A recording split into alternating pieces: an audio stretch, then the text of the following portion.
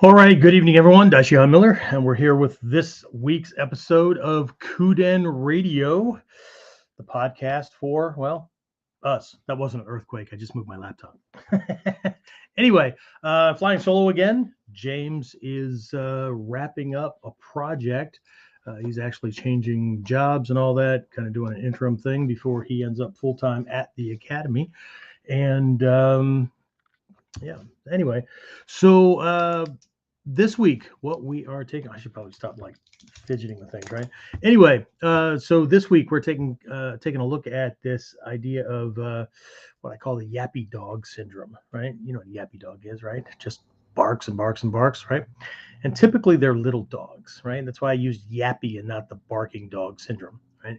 So they'll bark at you, but if you take a step in their direction, right, they run off behind a couch and they bark from there, right, or a chair, they bark from there, right, and they may nip at you or bite at you or whatever, and they're trying to sound ferocious, but you have a hard time taking them seriously unless you're easily bothered by things. But anyway, so we're going to talk about that and I don't know, some sayings that different teachers had and ways to look at this and hopefully avoid it ourselves, right?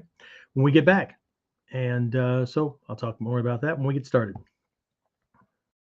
So, the big question is this: how are self defense and success minded people like us, concerned citizens worried about protecting ourselves, our loved ones, and the things we care about from the monsters we know exist in the world? How do we train in a way that gives us the skills, knowledge, and understanding we need without becoming paranoid fighters or killers ourselves, and yet still allows us to be the hero protector the world needs us to be? That's the question, and this podcast will give you the answers. My name is Jeffrey Miller, and welcome to KUDEN Radio, real training for real people in a real world. All right, welcome back. Let me just, again, I'm my own producer again today, so let me just make sure that I have things set up the way they're supposed to be. Let's see. Ta-da! All right. I don't know how you can see that or not. We'll shift things here a little bit. Excellent. All right. So like I said in the intro, James is finishing up a project and I don't know, we'll call it a past life thing, right? This week. And then he should be back joining us full-time next week. So that'll be cool. But I'm flying solo again, which means I'm the host, the speaker, the guest, and the producer. So I'll be jumping around doing different things. Anyway, all right. So episode 175. Holy crap, right? I mean, I know we don't have hundreds and hundreds like a lot of well-established podcasts, but hey, we're on Apple Podcasts, we're on Pandora, a whole bunch of things, Spotify, whatever, right? Now there's a couple of hundred. Now, most of them are smaller podcast directories, but if you're listening in on one of those, welcome, welcome, welcome. I do have a couple of handfuls of folks that join me live, so that's always cool as well. And so let me do this. I'm gonna kind of step out of character because again, James normally handles these things, and we normally take little sidebars and whatnot. But let me just see who's on. So. All right, Victor's on, Dave's on. Good evening, gentlemen. People are still filtering in. Got about a half dozen folks on at the moment. And again, here we are. So normally we have this mad rush after this last email goes out to my list to remind them that, hey, if you're joining us, you're late, right? Which is going out right about now. So anyway, I'm always trigger happy when it comes to leaving the chat up. So I'm not going to do that because we have had a couple of jackwagons in the past hijack our feed and throw up everything from Nazi propaganda to other bullshit. So we're not going to let that happen. All right. So anyway, I hope everyone is doing well. Here we are at the end of August of 2023. For those of you watching this in the future, I'm in your past. But what that means is that we are entering the last quarter of 2023. So how you doing, right? Are you where you thought you would be? Do you have an end of year kind of to do focused list on things that you want to work on?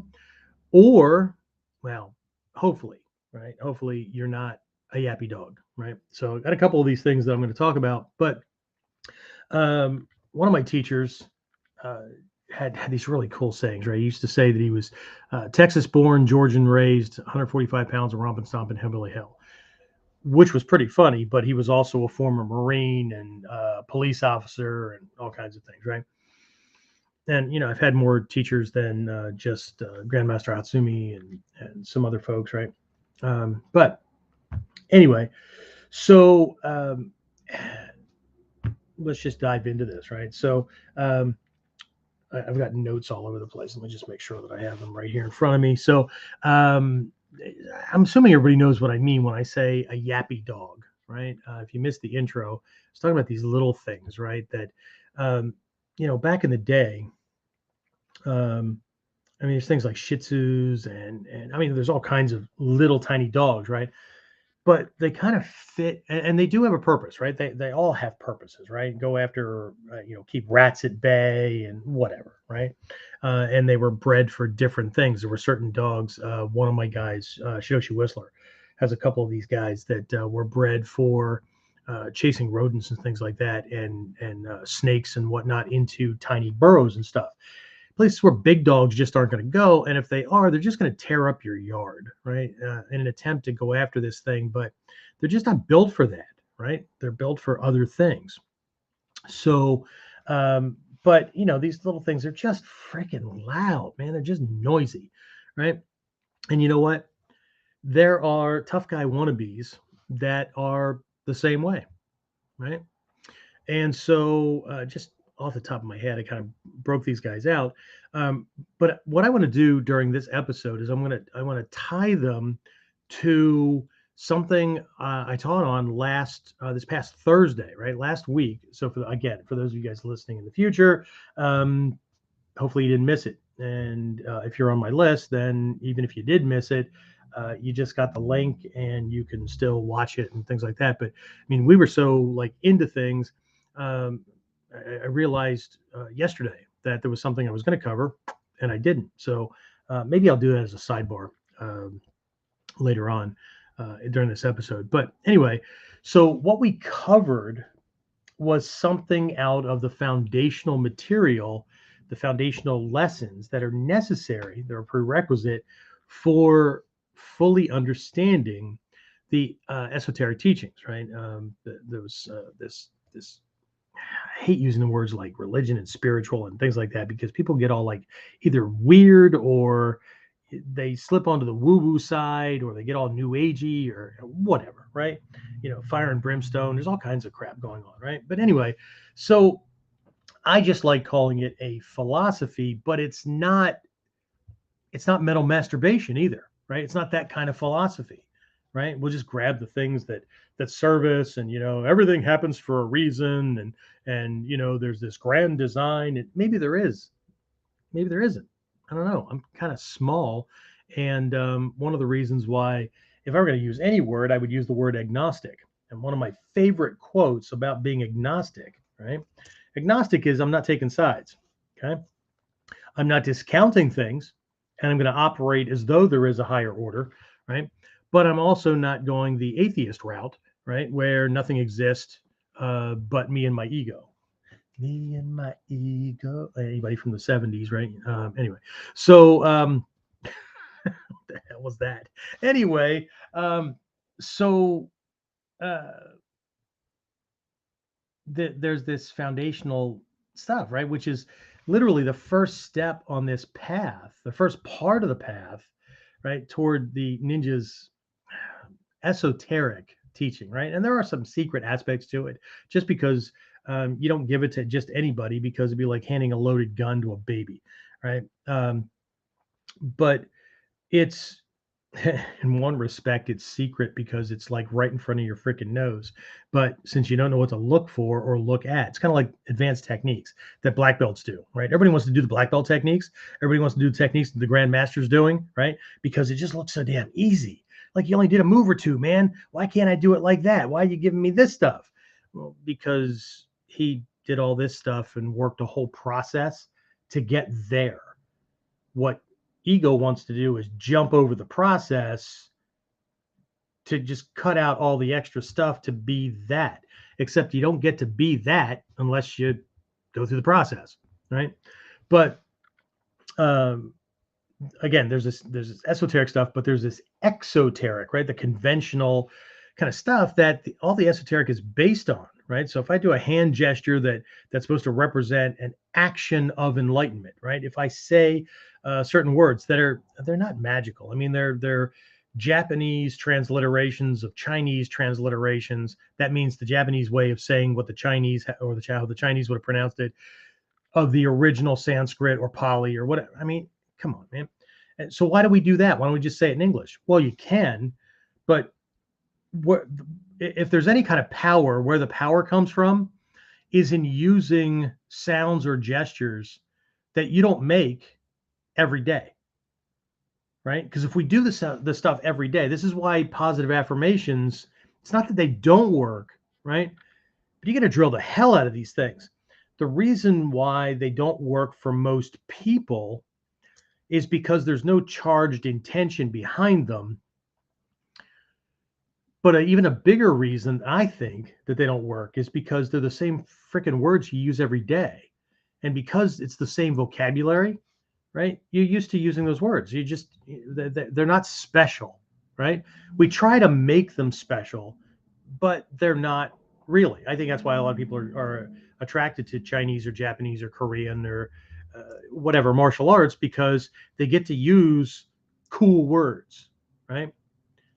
They're different, right? It makes them feel like they're a part of something special as opposed to something that's mundane, right? I mean, this is using the same language I use every day, and using the same actions I use every day, whatever. It's hard to feel different when everything that you're thinking, saying, and doing is the same. But here's the thing, right? We had a bunch of people sign up for that free webinar that I did on last Thursday, on what are sometimes called the 10 evils. Sometimes they're called the 10 non-virtuous actions. What they really are just, it's bad karma, right? I mean, it's negative, either actions outright, or it's habit patterns that we slip into because everybody else is doing them. And what it really amounts to is it's a waste of our time, effort, energy, and limited resources, right?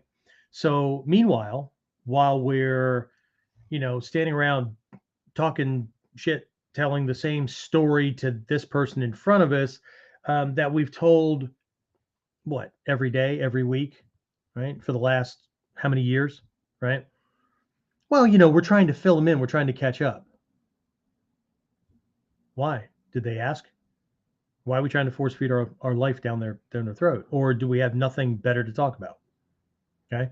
Um, if my wife were here, she'd have quite the story for you, because when we first met, I mean, it's not my first rodeo. No, she's lasted way longer than everybody else because she's just a cool girl. But when we first met, right, went out a couple of times, one of the first things that threw her off was she tried to call what we were doing a date. I said, no, not a date, right?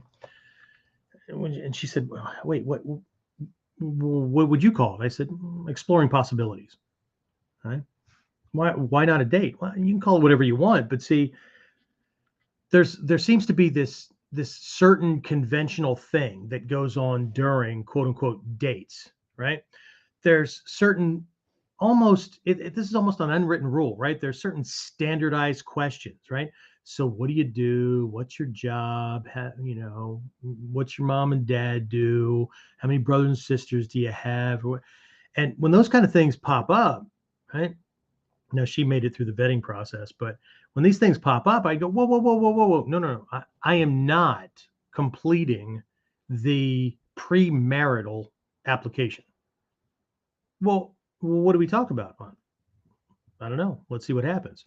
You seem like a pretty smart girl, right?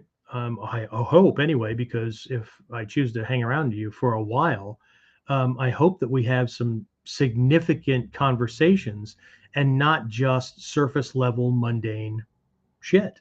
Because you know what? It's going to get old really fast, and we're going to end up like everybody else. When do they talk to each other? Well, what do you want for dinner? I don't know. What do you want for dinner? Well, where do you want to get? You want to go to a movie? Sure. Well, what do you want to see? I don't know. What do you want to see? It just turns into this low level bullshit, right? So um, I kind of introduced her to this idea that to get to know her as a person and to get to know her uniqueness, and hopefully she would get to know mine, we need to talk about different shit than what everybody else talks about, right? Um, tell me something that was, tell me something that you've done in your life that you never thought you would do. Oh, shit. Okay. See, it's not your typical marriage application date thing, right? Well, we need to see what we have in common. We only need to have a few things in common.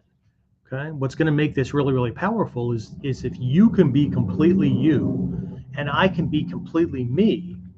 And there's a part in there where we can connect and create this separate entity called us. That would be really, really cool. Okay. Because I'm not looking for my clone. I'm not, and hopefully you're not looking for your clone, because to do that, we would have to give each other a script and then a character study and all kinds of things, right?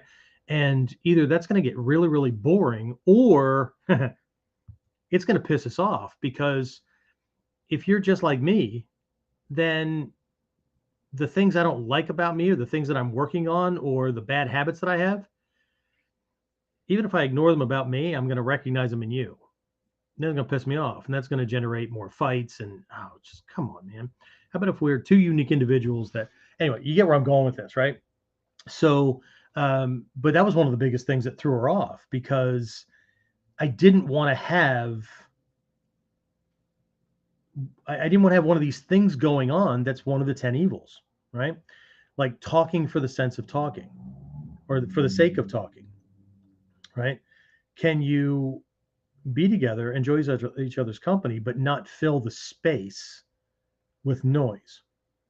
Can you each have your own strengths? And when you come into a situation or an experience or a problem, the one who has the most experience or knowledge about that thing, why don't they just lead? Okay. Why does everybody say 50-50? Everything's 50-50 in a relationship? No, it isn't. Okay. Because if I'm really, really, really sick, or she's really, really, really sick, right? That is not a 50-50 day, right? If a job shift happens, or there's a down month at the dojo, or whatever, right? And the other one's carrying the weight. That's not a 50-50 relationship. Okay. Over the long term, it'll work out that way. But again, people have these weird expectations. Okay. So anyway, the topic of that webinar was the 10 evils. Now, I'm not going through all that thing because I've already done it, right? If you haven't seen it, if you didn't see the gazillion friggin' emails I sent out before it happened, or the last couple that I've sent out well, if you signed up for it but didn't make it, you got a separate email or two. If you did make it, you got to follow up.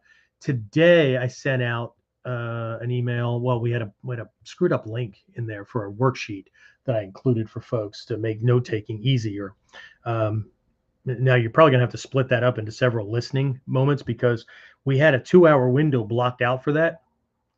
And the questions got really engaging, and we went like an hour over. So take it in small pieces if you have to, right? But anyway, I sent this other email out, kind of explaining what I went over, all that kind of stuff, right? So, but we had a bunch of people sign up, and I know that they were disappointed, because we can see the numbers, and at certain points they jump back off. Now, could they have jumped off because they had an internet problem? Sure. Could they have jumped off because they had a life event happen that pulled them away? Sure. Right. But see, we always know, whether it's a KUDEN, or it's a Whiteboard Wednesday, or it's one of these webinars or whatever, when I strike a nerve, or when the lessons don't meet their preconceived expectations, there aren't that many people having a life event at the exact same moment. there aren't that many people having an internet connection glitch at the same moment, right? So we can tell, right? And so here's what happened, right? People signed on because we use this term, Mikyo. It's a Japanese word for the what most people are familiar with is Tibetan Buddhism or Vajrayana, right? The Diamond Thunderbolt vehicle, that kind of stuff, right? Because they want this cool stuff that they've heard about. But I'm laying out one of these lessons from this program we're going to be starting soon, right? Called the First 7 Steps on the Path of Buddha. Before you freak out, okay? Buddha means one who is awake, one who can see what is actually there and understands how things work, okay? Not some crazy, uh, alternate savior story or whatever, right? Actually, in I even hate the word Buddhism, right? In that philosophy, you're your own savior. Okay. Does that mean other things aren't going on? No. Well, does that mean if I'm doing that, I can't be this thing over here and believe in God? You can do whatever you want. Okay. The cool thing is you're a grown up, right? We're really approaching it more like a scientist, right? But anyway, one of the big drop offs was when I was going through these 10 evils and they just seemed like they were everyday things. Like, where's the magic, dude? Well, the magic happens when you stop doing this shit that's wasting your time, effort, energy, and it's distracting you from what you really need to be doing to get where you want to be going, right? It also reminds you, because your ego, your subconscious is always listening, right? And everybody else that's in earshot, right? That you are a certain type of person because of the speech or because of the actions or whatever, right? So now you're either going to attract people haphazardly or you're going to repel people haphazardly, right? So, you're going to have to answer the question sooner or later, right?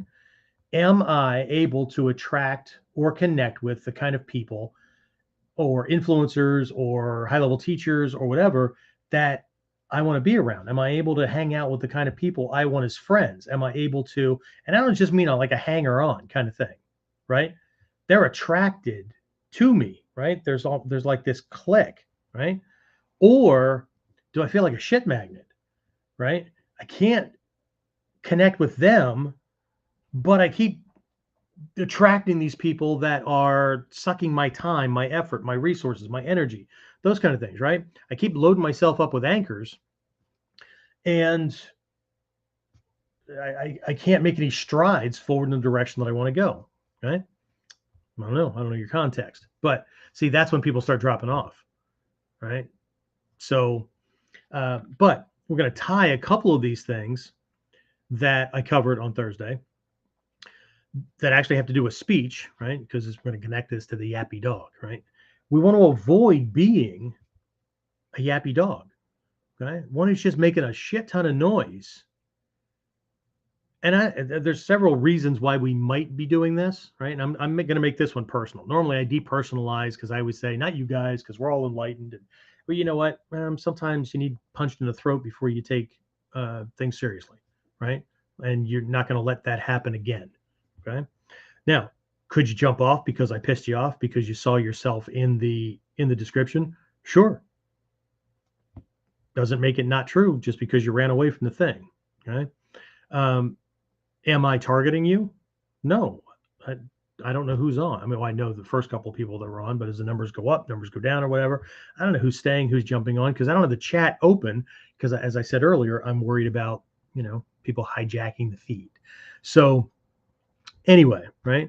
So in these 10 evils, for those who got the worksheet, right, the one thing that I did not cover during that lesson, during that webinar, was at the far right of the worksheet, right, there were these numbers right on the left, and then there were these lines, right, where you filled in each of the 10, right?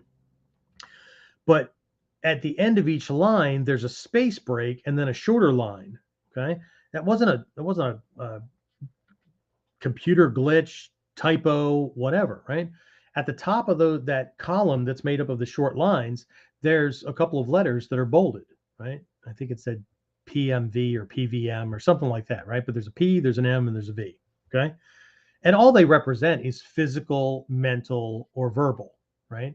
So what action? Because everything in Mikyo, everything in the esoteric doctrine can be reduced to these three aspects of ourselves. And so we're always channeling things, right? We're always, and here's the thing. I think I pointed this out in a previous KUDEN, but we'll do it again because I don't want people to have to go fishing for things, right? So we have these. I think the rest of them are at the dojo, but we have these things, and for those of you who are on audio only, I apologize. You are going to have to do a little extra work, right? Go to Google and images, and everybody knows. Well, if you don't know what a Vajra is, right? They're these diamond thunderbolt kind of things. You recognize them in Tibetan Buddhism or whatnot, right? So for those of you who are watching, I'm holding in Japanese. This is called a goko, right? It's a goko because it's 5-pointed. See it? There's a center spire, and then there's 4 other ones that come together. They almost look like, I don't know, talons from a bird of prey or something like that. They're not. Okay. So, but there are versions of these that have 1 point, 2 point, 3 point, 4 point, 5 point, 9 point. There are ones that are crossed, right, where you have one going in one direction, one going in another. They all have their own symbolism, right? But those of you who are doing a search, right, if you type in Diamond Thunderbolt or Vajra and Japanese Sanko, right, not the coffee from the 70s, Sanka, right? Sanko, Sanko. Okay. You will see the 3-pointed version. Okay. Now, I pointed this out before. The way to tell the difference between the Tibetan versions and the Japanese version is that the Tibetan version, all the points connect. Okay. So for those of you who are looking, right, if I turn this edge on, right, the 4 that are coming around from the sides, right, they all point and touch the center spire, right? In the Japanese versions, they don't touch, they don't connect. Okay. If you have a copy, I don't know. I'm still reorganizing my library from moving back in after the fire, but if you have a copy of the book, Foundations of, no, that's not it. Cutting Through Spiritual Materialism by Chogyam Trungpa. Right? That's one of the mandatory books for my students who are going through on the Mikyo path with me. On the front of that book, right, there's actually a 4-pointed one on that one. Now I'm trying to remember where there's a 3. It doesn't matter, right? Look up Sanko. You'll see the 3-pointed version. I'm trying to hold this at a certain angle so it just looks like it's 3-pointed. Okay. The 3-pointed Sanko, the 3-pointed Vajra, right, actually represents the Sanmitsu, the triple secrets of success. So what it's pointing to is that you have thought, word, and deed. And because they're all pointing at the same fixed point out just in front of that that center spire, right? What you're looking at is those 3 activities, thought, word, and deed, are all channeled in the same direction, toward the same goal, toward the same vision, toward the same outcome, toward the same result. Okay. But what most people miss with these is that this is also built like a yin yang. I know, doesn't look like a yin yang, right? What I mean is it's 2-sided. Okay. So what the 2-sidedness represents, especially with that Sanko, right? That Vajra for the thought, word, and deed, is that you're always successful. Always. I don't care how disappointed you are with not attaining something earlier, yesterday, last week, today, whatever. Okay. You're always successful. But what you have is one side, right? There's a split here in the middle, right? There's one side that represents positive success.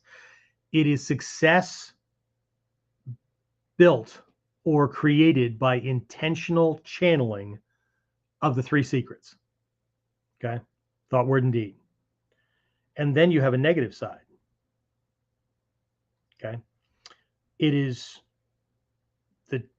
what happens when thought, whatever thoughts are going on, and word, whatever words are going on, and actions, whatever actions are going on, come together to produce a given result. Karma. cause and effect. Okay. So here's the secret, or one of the secrets in Mikyo. You're always successful. You're either successful intentionally or you're successful accidentally. Okay. So here's an example of what most people wouldn't say is success, but it is. Okay. If I'm sitting around and I don't know what to do with myself, right? And I'm thinking, oh man, I wish I had something to do. I'm bored, whatever. And I might not be using those words in my head, but there's a feeling behind that, right? And then I might not be saying it out loud either. I might be not be going, oh, man, I wish I had something to do. I'm bored. But you hear the inflection, okay? And even if there are not articulate words going on, what you might hear is, what's wrong with you? Nothing. You sure? No, fine. Okay. And then your body language, right? Shoulders are slouched. You might be sitting in a chair all drooped, or you're just kind of pacing around or whatever, right? And somebody walks by. See, because other human beings know what that looks like, right? They may not know what you're thinking on the inside, but they know what a bored sigh sounds like.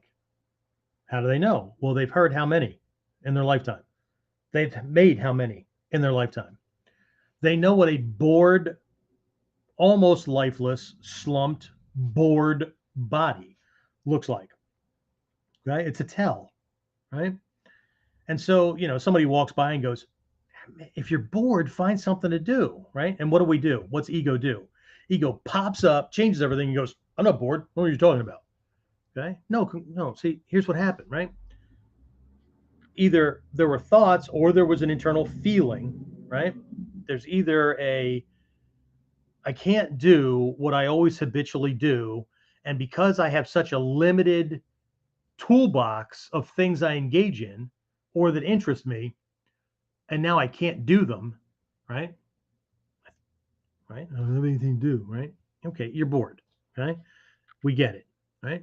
And then you're making bored sounds. It's either exasperated sighs or it's saying the word or whatever. And then you're carrying your body a certain way. Well, congratulations. You're successfully bored. Okay. Let's say that I cannot control my sensual sense addictions. Okay. That doesn't mean that necessarily sex or watching porn or what any addiction, right? um I love the taste of chocolate, man. If chocolate's available, I'm going to have it, right? Or chocolate chip cookie. That's not me. I'm not a sweets person. I know, contrary to popular imagery, right? Just not how it was built, right? But so it could be that. It could be certain types of music or video game. It's an addiction, right? If we have an addiction, if we have something that I get pissed off if I can't do it, when I'm doing something else, I'm dreaming about doing it. I'm always talking to people about it. It's an addiction, right? We can't get our head off of it. Okay. And I'm always looking around, right? Let's say I'm just never satisfied with what I have. So I'm always looking for stuff that kind of stands out, catches my attention, whatever, right? And then, so I'm then planning, right? I'm looking through things, right? Ooh, I just got paid. Ooh, what can I buy now, right? I got this extra money. Let's see. Okay, like I really want that thing. Okay, so like what I could do is like pay like half my bills this time, and then next time, right? I know these they'll fall behind, but I can I'll leapfrog, right? So next time I'll pay the past due and the current due of the ones I didn't do this time, and that frees up this money over here so I can do this thing, and then I go and do it, right? Well, congratulations. There's a reason you're successfully broke, right? Because we can't control our activities. We can't control our thoughts, words, and deeds. So here's the good news and the bad news. The good news is you're always successful. The bad news is, right, your thoughts, words, and actions produce results that are natural consequences of those thoughts, words, and deeds. Okay. Um, we could be scattered, right? Dude, I've tried like 4 or 5 different things to make money. I've tried to start these businesses, or I've tried to do this thing, or whatever, right? Okay, well, are you able to stay focused? Like, you know, are you able to, um, like, keep your head on nothing else but that thing? Well, I mean, you got to take time off, right? I mean, so like I enjoyed like playing video games, and I enjoyed, doing this kind of thing. I like hanging out with my buds and whatever, right?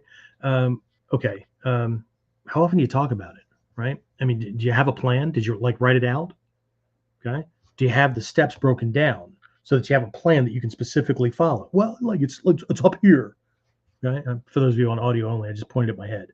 Yeah. Okay. So no, I'll take that as a no, right? It's a vague wanna, right? And usually what people have is a picture of all the shit that they're going to have after they have the money, but they have no plan or process for making the money that's going to buy that dream, or the time or the effort or whatever, right? Okay, great. So, like, how often are you working on it? Well, like, man, I'm working my butt off. I had a guy that um, went to the Noguchi seminar in Florida after he had been asked to leave my dojo after a uh, unsuccessful trip for him to Japan because, well, let's just say that he exposed himself for the self-centered animal that he is. But anyway, uh, passed his Godon test. I'm not here to say how or why or whatever, but anyway, first thing he did was come to the dojo to show me all this stuff to brag. Oh, well, that's cool, right? I'm great, fantastic, right? Yeah, he goes, yeah, I got promoted, and I came right home, and I told my wife I got to go to Japan right now. Well, why'd you need to go to Japan? I mean, were you going to like do more training? Oh yeah, I trained. Well, what? Okay, like how long did you go? Well, just a couple of days. But you just went to a seminar, and I know that they're on fixed income. Okay. Um, so what ended up happening was he came home and flew to Japan to make sure they processed his paperwork for his rank, like right away. And then the class that he went to one, right? He went so he could get a picture taken with one of the new Sokai with his certificate. And then he flew home. So he spent thousands, right? And I said, wait, we went to Japan for a couple of days to do that. How many classes did you do? Man, I had a lot to do. I had a lot. You didn't do anything other than probably pressure people to get the paperwork done because you need that to reinforce this image that you need to have. Okay. Well, that, of course, made me the bad guy even more, but I'm okay. I own that. But either way, right? So there's a, here's the good news, right? The good news is you're always successful. Right? What we have to do is look at what results we produce, determine which ones were intentional and we want that, and which ones are a production of or a product of scattered thinking, scattered speech, scattered actions, or the product of incoherent thought, word, and deed. What I mean by that is, like, I think one way, I speak another way, I don't plan or don't plan well, and my actions are not consistent and cohesive.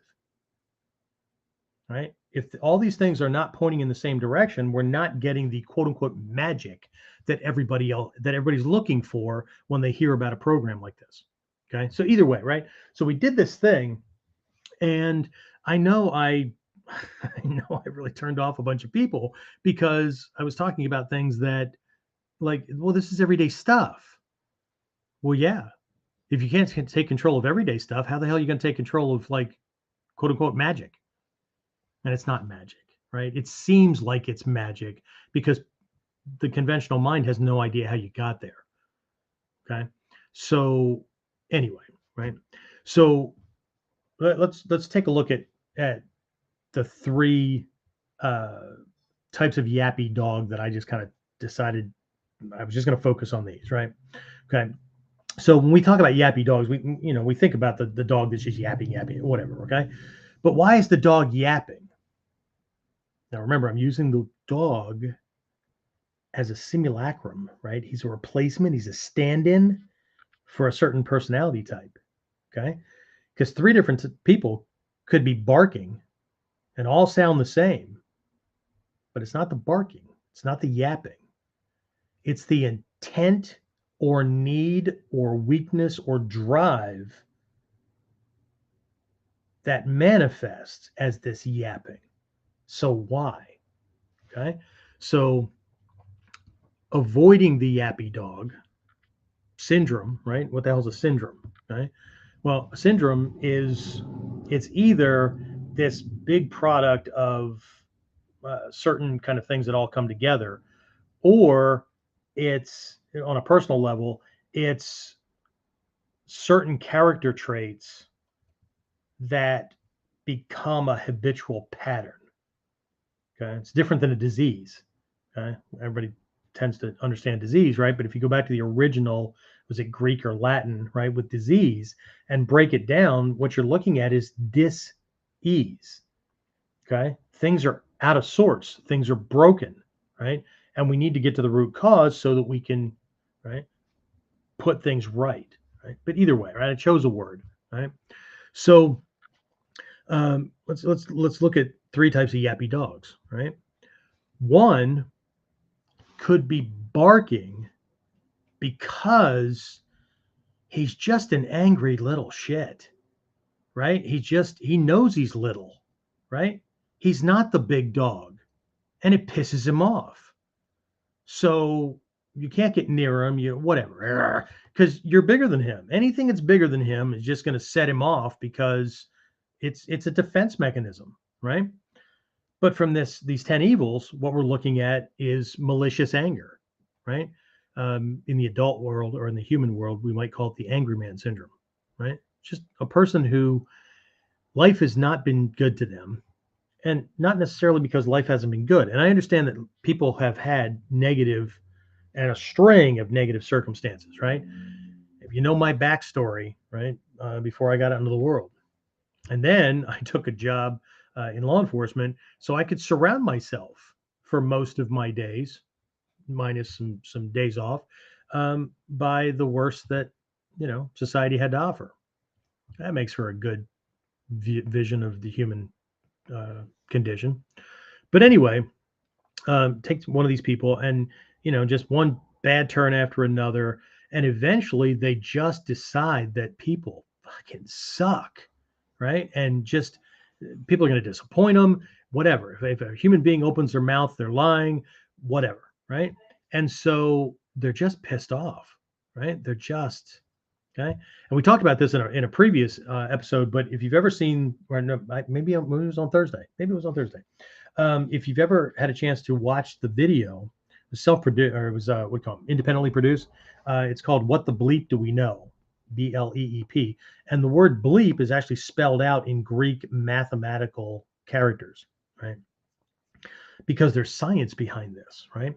I highly recommend it. If you have not watched it, I highly recommend it. If you have watched it, go back and watch it again with more of an eye on not just, oh, that's interesting that the body or the brain or whatever does that, but look at it as a student who's collecting information about a process that you need to take control of, instead of, well, I don't have any control over it. That's just what the body does.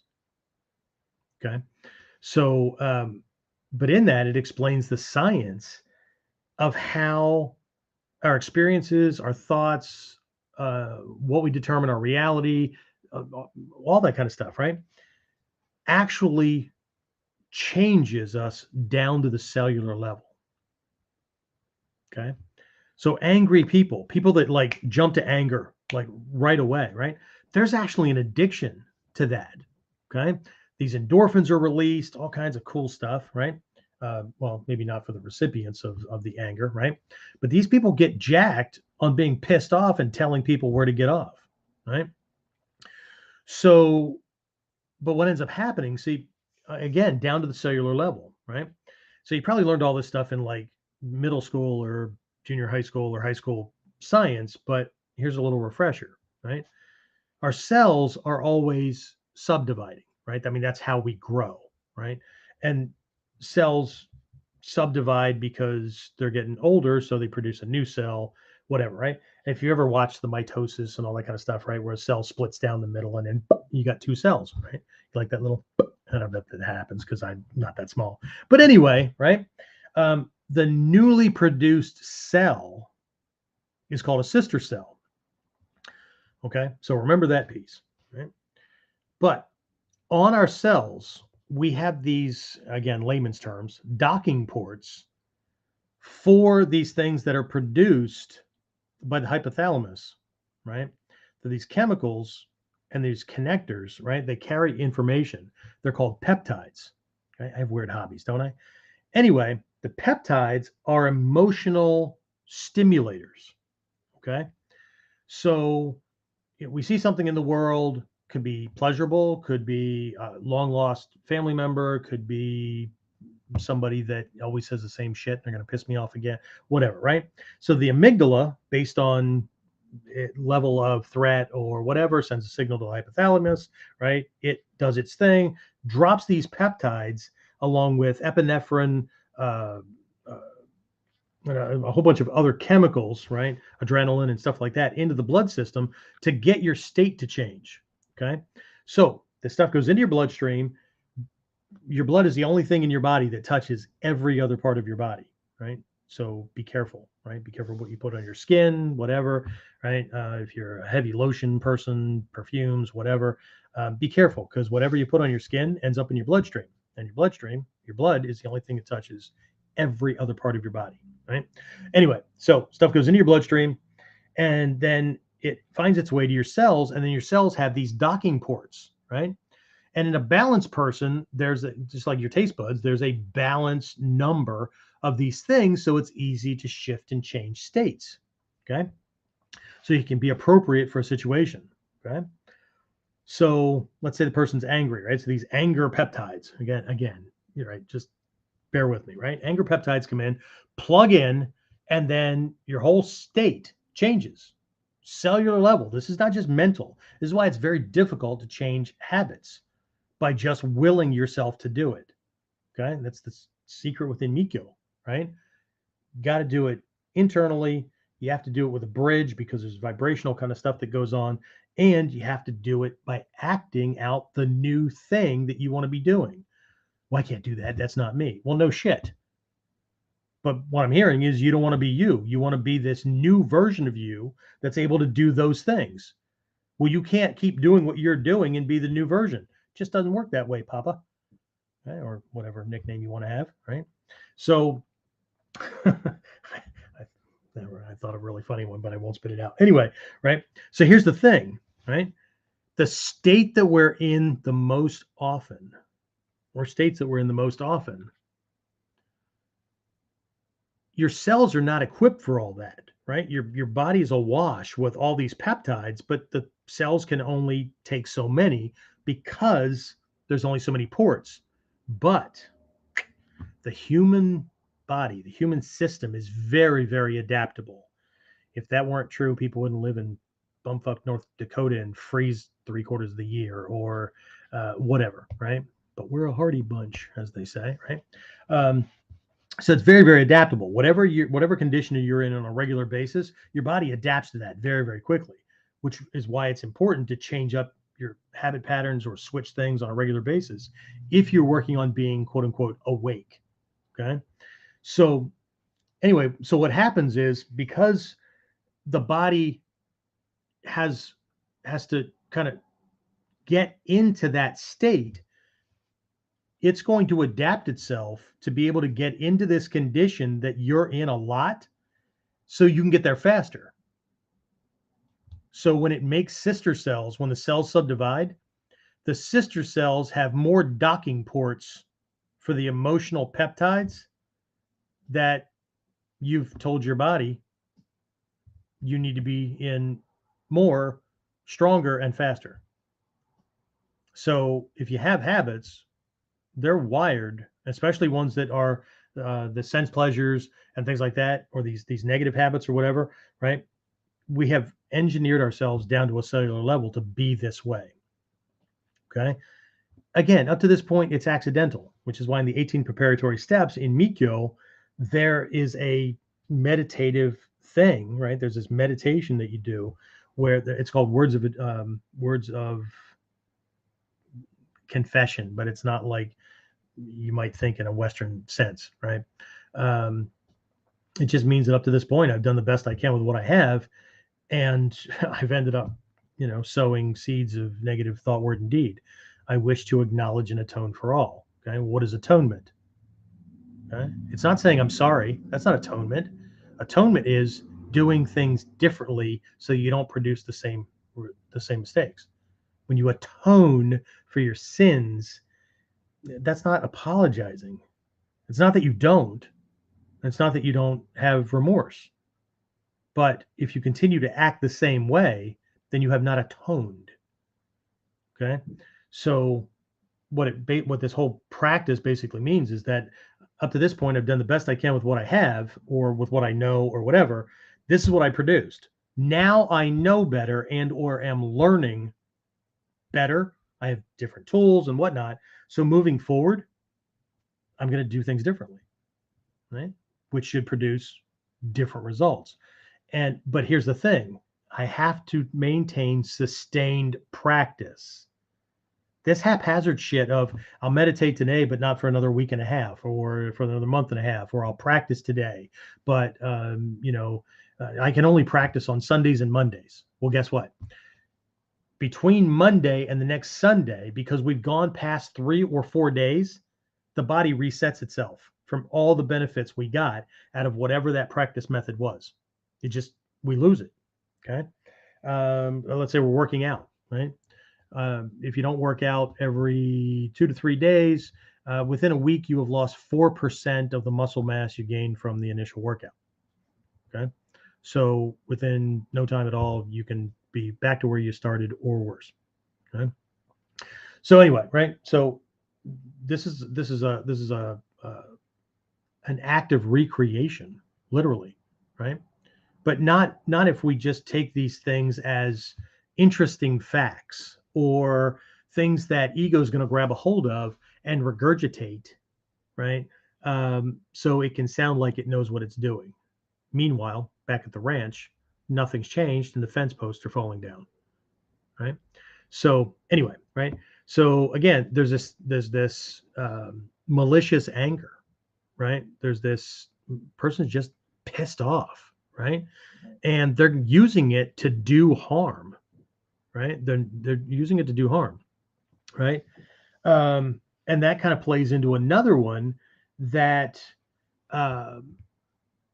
it's the Yappy-Dog who is, they're not barking just to bark, right? Or they're not barking just to not being defensive, or again, this angry kind of thing, right? But this one's going out of its way, right? It'll chase shit down, right? I have one that'll chase a freaking car. Every once in a while, we walk in the dog, and all of a sudden it'll bolt after a freaking car. What the hell, dude? Right? It's not a dog. It's not a whatever, right? It goes after squirrels. My dog will face down big freaking dogs that would kill him in an instant, right? He's a rescue. So I have no idea what his life was like before us. He's a great dog normally, but man, he will not. Like, he takes any other animal as a freaking challenge. Okay. Well, it's not necessarily bad. I can see myself doing that. Well, why? Why? Well, I'm not sitting in my place and, just, well, nobody's asking you to. Okay. But if we're always going defensive, or we're acting out of a sense of, I have to prove myself. I have to prove myself. I have to prove myself. That's already a sign that there's a recognition that there's a lack going on inside. But see, if I don't step up, then people might think that I'm weak, and I can't let that happen, right? Because people's perception of me is like more important than anything, right? I can't appear weak. Okay. Well, the operative word there is appear, right? Because you wouldn't need to worry about what you look like if you didn't feel different than that. If you weren't, if you were comfortable in your own skin, wouldn't be happening, right? But in the 10 evils, right, there's this one, harsh, violent speech, right? Like when I tell somebody, right, you were wrong, man, and here's why, and right. So we're trying to harm them, right? But I don't know that it's so much that we're trying to harm them. It's that we need to look like we got our shit together and our shit doesn't stink. And like, how could you be so freaking stupid? And we have no idea what kind of damage we're doing, right? Or we never consider, just like the little dog, never considers, right? I know they're going to give it their best shot, but they never consider who the hell they're barking at or what they're barking at. Okay. People, road rage and all kinds of bullshit, and they never give any thought to the fact that that guy just might have, his wife might have just served him with divorce papers. She's taken the kids. He's lost his job and all that, and he was going to go kill himself, right? But you know what? Fuck it. I'm going to take you out first because you're a dick and you're just an example of one of these people in the world. You get the idea, right? It's like people that will step out into a crosswalk, just assuming that people have to stop. See, this personality, it's all about them, right? So they're going to step out. And if somebody says, "Hey, there's a car coming," insurance is too expensive. They got to stop. It's the law. What? Yeah. What if they can't? What if they're in the middle of a heart attack or a stroke and they have no control over the vehicle? So they can't see far enough. They can't see big enough because all that matters is that they're perceived as invincible, right? So they need to establish dominance, right? One's pissed off, one's defensive, one's on the water realm of the mandala, right? This other one is on the fire realm. It's all about appearances, okay? And then there's this other Yappy-Dog that doesn't know when the hell to shut up, okay? They either can't stand being alone in silence with themselves, or they're always so worried about what everybody's thinking about them. So they got to fill in the void, right? You can't go more than 10 seconds before, or, let's say I'm going to one of my daughter's, well, let's see, she's in grad school now. So she has an event, I go, right? And, going and hanging out with her, and I'm in a room full of doctors and lawyers and judges, and she's going to Georgetown, right? Did a really great job, and she almost has not quite a free ride, but let's just say that while I'm perfectly fine hanging out with CEOs, that's not the people I hang out with every day, right? So all these people, right? And so, how you doing? My name is Jeff Miller. Trinity's dad. How are you? Great. Oh, having a good time? Fantastic. Okay. But there's one thing where you're mingling, or typically I'm going to be the one standing and just watching. My wife calls it cop eyes, right? Just kind of looking around and watching people do people things, right? And but you have these people that, like, 10 seconds can't go by in a room where they're strangers without them having to, how about them Yankees? You think it might rain? Right? There's this sense of discomfort, right? But the other one that fits into this round, these are a water realm, or I'm sorry, wind realm kind of character, bleeds over there, where they're just really, really scattered, but because they feel a lack of substance, they're always talking about what they're going to do. They're always talking about, "Oh, that should happen to me, man. You know what I'd do?" And they'd spell the whole thing out, whatever, right?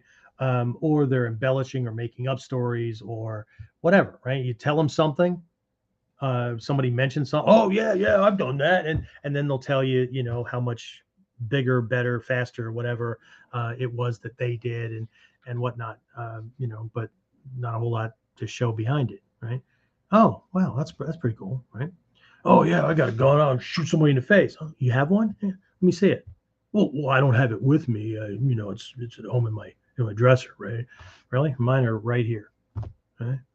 And for those of you on audio only, I didn't show a gun. Right? My techniques are always with me, right? So, but there's always this thing, right? There's this you got the braggart, you got they've got one cool story that they're always telling it. Oh, not that one again. Jesus Christ, right? But they won't shut up, right? And I know I talk when you guys are encountering me. What you encounter is the guy that's talking a lot because I'm doing a podcast, I'm doing Whiteboard Wednesday, I'm teaching classes, whatever. Okay, try hanging out on my family side where my wife is trying to like pull words out of me, right? You never seem like you have anything to say, baby. I love you, but I teach for a living, which means at the end of my day, I am tired of hearing the sound of my own voice. But if I don't teach this stuff and pass it on, I have to hope that people are going to get it the right way from somebody. So, anyway, it's part of my nature. So, but anyway, right? So, there's another one of those 10 evils, right? It's scattered, frivolous speech, right? We're just blah, blah, blah, blah, blah. Okay. And in Mikyo, there's two ways to bleed off energy, right? And lose it, because we're like a battery, right? There's ways to maintain a charge longer. There's breathing, and there's like five. I should do I can do a webinar on that. 5 ways to generate and maintain energy. People want to know how I function on 3 to 5 hours of sleep a night, and then just keep going all day long. Interesting. Anyway, so sorry, side thought. Squirrel. Anyway, no, hopefully it wasn't a squirrel because it matches what we're talking about. There's 2 ways to bleed off energy, right? I'm going to assume that you want to know what they are. Okay. One is through your mouth. Blah, blah, blah, blah, blah, blah, blah, blah, blah, blah, blah, blah, blah. And the other one is at your base chakra. You know what that is? It's at your tailbone. Okay. It's sitting on your ass for too long and the energy bleeds out. You ground yourself too far and then you just go sluggish. Okay. So again, just basic physiology, right? So one, we want to avoid being a yappy dog. But on the other hand, we want to avoid yappy dogs. Why? 2 big reasons. One, your subconscious doesn't know the difference between when you use the word I am, I do, I feel, whatever, and somebody else in earshot uses it. Okay. And so if you surround yourself with people like this, then you are not maintaining what you're not being mindful of one of the 8 conditioners for enlightened living that comes out of the foundational teachings, which is right livelihood. Most people translate incorrectly right livelihood as having the right job, making enough money, what you do for a living. No, it's also where you live, the environments you choose to put yourself into, right? The self-created environments, or whether or not you stay in one or whatever, which is why after 7 years, I got out of law enforcement. It was affecting my mind too much. I got to a point where I actually believed that every human being was a criminal. I just needed to wait long enough for them to mess up. How fucked up is that? Okay. I remember where I was the night that I was thinking about this stuff, and all of a sudden I had what's in Mikyo is called a turning in the seat of consciousness, where I had this shift. I mean, this feeling came over me, and I heard a lesson that my teacher taught me that had to do with me deciding what my perspective would be, me having control. And I'd heard this lesson like dozens of times, but I just was so, I was watching human beings be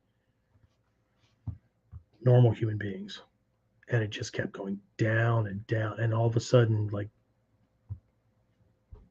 that clicked, right? So uh, again, we want to be careful, right? So I want to be careful, not just, well, two reasons, right? So one is I got to be careful hanging out around people like this, because we end up consciously or unconsciously picking up the character traits of the people we hang around with the most often. Okay. Show me your 5 closest friends. I'll show you your future. And I also recognize that you are the average of that group of 5. Unless you're the leader, you're the average. Okay. So from that speech that Denzel Washington had done, and again, I'm paraphrasing this thing, right? If you find yourself in a room with 5 well-dressed people, you'll be the 6th. If you find yourself in a room with 5 really classy, upstanding people, you'll be the 6th. Maybe not right away, but eventually, because 1, they're not going to let you hang out, and 2, you're going to change your habits because of who you hang out with, right? If you find yourself in a room with 5 millionaires, you'll be the 6th. If you find yourself in a room with 5 people who have crappy attitudes, walk around in ripped clothing, and barely take baths, you'll be the 6th. Okay, because either they're attracted to you because that's how you are, or you will elevate or denigrate yourself consciously or unconsciously to match the baseline. Okay, that's not opinion. Okay, it's just the way it is, right? So anyway, I'm gonna take a quick minute here, not even a minute, right? So for those of you who did not get the email about or follow-ups, and you didn't make it for the class on Thursday, right? This is a black and white version of the old workbook, one of the workbooks, right? This is I used to have these things numbered and laid out differently, so I've re-engineered a program. So if you've gone through this before, I've completely re-engineered this program called the First 7 Steps of a Buddha. And again, what's a Buddha? It's an enlightened one. It's one who is awake. It's one who, based on clarity and observation and understanding, can see things for what they are, not what we want them to be, not what we wish them to be, not what they hope that they will be, not what we've deluded ourselves to believe that they are. We can see that person, experience, object, whatever, for what it is. And it's one who's awake to understanding how things work, natural principles and concepts, natural laws, universal truth, that kind of stuff. Not dogma, right? Not rules of, okay? We're this, fill in the blank with a brand name, right? So we believe this. No. Okay? It's not that, right? So what we have is the whole program is based on this story from way back with the historical Buddha's birth. And again, Buddha is not a substitute for Christ or whatever. Okay. Again, it was a man. It's part of why I can relate to this stuff, because I'm a human being. Okay. Not divinely ordained and whatever. Okay. Not to say that there's not a divinity with me or anything. I don't go into those kind of things. So, but part of the birth story, part of the myth or this legend, is that when he was born, his mother, he was born with his mother was standing up, right, holding onto the limb of this tree, and he was born standing up and walking, right, and with his first 7 steps, he took the first 7 steps that he took, a lotus flower grew up under each step so that he didn't have to touch the dirt of the ground, right, of the earth. So in Mikyo, when we enter the ritual space, there are 7 steps between this threshold and where you will sit to do your active meditation. You take 7 steps, and with each step you envision a lotus flower growing up under your foot. You're quite figuratively or symbolically walking in the footsteps of this person who went from every day, same shit, whatever, to waking up and understanding, right? So everything in Mikyo, everything is important. No thing doesn't matter, right? So everything. There's even a mudra mantra and whatnot for going to the bathroom. Okay. I know that's weird, right? Except that if you understand and if you can get past that's dirty, right? It's one of the first ways to know whether an illness is coming on. If you just take a second, turn around and look. Hydration, dehydration, sugar's too high, whatever. Okay. But most people, I'm not looking. Okay. Well, okay. But again, are we awake or are we in denial? And I don't mean the river in Egypt. You get the idea. Anyway, right? So I'm rebooting this thing, reorganizing it because I wrote this. Let's see, the original copyright is in the book here, I think. I originally put this program together. Holy crap! Let's just say that they long since changed the area code for my area decades ago. 1998 is when I first put this program together. 1998. So it's time for an update. And this program was originally designed to make sure that all students who were going to be continuing on the Mikyo path with me had the requisite understanding of the exoteric or conventional lessons that everything in Mikyo, visualization, word to your mother, or action, right, was symbolic of, right? So anything, a syllable, spoken syllable, represents an entire teaching. A gesture represents this big thing, right? Just like in art, right? A picture or a statue, a sculpture, whatever, right, is worth 10,000 words, that kind of thing. It's that kind of thing where everything is condensed and constructed. So anybody that's doing that has to go through that. Or if they come to me with but I've been studying this stuff for years, and well, great. Okay. You and I will set up a Zoom meeting. Okay. And we'll waive the course if I can give you a verbal test, and without looking things up, you can explain them sufficiently so that you could take that first step on the third phase of the path. So the first 7 steps is actually a combination of the first 2 stages on the path, as they would have developed historically. Mikyo is known as the third turning of the wheel of the law. So it's this third phase of things, right? Anyway, I'm just not taking chances, and I've had enough bullshitters in my life that no, I'm not handing a gun to somebody who just they want to do it because they feel like they're gonna miss out on something, right? But they don't want to do the prerequisite work. They just want to do let's just cut to the chase and get to the magic. No, you want to produce magic? Pay attention to what you need to pay attention to, right? Control your speech, right? Control your thought processes and how you plan and how you direct your energies, and control your actions and your activities, right? You want to be an enlightened one, then think, speak, and act like that, right? And I don't mean the way ego thinks they do.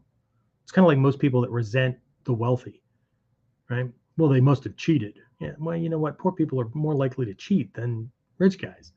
Okay. So, and I know it sounds like I'm on that side, but I'm not, right? Is there corruption? There's 20%. 20% of any group is corrupt. Okay. But what people think of about getting money and having that much and whatever, right? They don't understand that there's a whole different way of thinking about it. Okay? And this is not about like living off the sweat of other. If you don't want to be the sweat cog, then develop the knowledge and/or come up with an idea that other people will pay you for, and you'll be the richest motherfucker in the room. Okay? But sitting around bitching and complaining about it is just frivolous speech, and it's malicious anger, and it's what else did I name? Harsh, violent speech. If you're calling other people names and shit like that instead of doing the same work that they did or whatever to make things happen, right? So anyway, so we are starting that program in a couple of weeks, but right, I just finished up the Sanju Chichi Dobon program, right? That we did for, it was supposed to be a 10-week course, turned into a 15-week course because we needed the extra time for students to fully develop things. So we did that. So this is a next natural step for those guys that want to head toward Mikyo. But and I'm, you know what? Let me do this. Let me post I'm going to put the information page in the chat, and I'm not going to talk about this very long. I'm almost done here. I'm just going to post this in the chat so you have it if you want to go look. But I put a whole bunch of extra bonuses in there, and there are 3 fast action bonuses. One of which will actually happen this Thursday night at 8:00. So it's 2 weeks ahead because I'm doing this one this Thursday. Next Thursday, I'm going to be out in the ocean, going on a vacation, taking my grandson on his first little cruise. We're only doing 3 days, but we're going for, I think, 5 because of travel time. So I can't do it then, right? So the week after is when we'll be starting this thing.